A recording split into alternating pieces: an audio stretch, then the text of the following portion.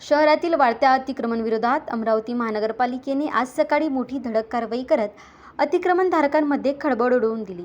महापालिका आयुक्त वर्षा लड्ढा यांच्या निर्देशनानुसार पोलीस विभाग आणि अतिक्रमण विभागाच्या संयुक्त पथकाने सकाळी 7:30 ते 10:30 दरम्यान विशेष मोहीम राबविली।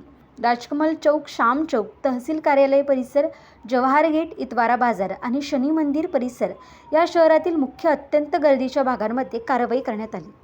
या मोहिमेदरम्यान तब्बल 25 ते 30 घुमंतू अतिक्रमणे हटवण्यात आली असून संबंधितांना राजुरा बेडा येथे स्थलांतरित करण्यात आले। कारवाई दरम्यान सार्वजनिक जागांवर साठवून ठेवलेले मोठ्या प्रमाणातील भंगार साहित्य जप्त करण्यात आले। सुमारे 1 ट्रक भरून भंगार माल जप्त करून तो कंपोस्ट डेपो येथे जमा करण्यात आला। महानगरपालिका प्रशासनाच्या मते शहरातील रस्ते, चौक आणि पदपथ अतिक्रमण मुक्त ठेवणे, वाहतूक सुरळीत करणे आणि नागरिकांना सुरक्षित व स्वच्छ वातावरण उपलब्ध करून देणे हा या मोहिमेचा मुख्य उद्देश आहे।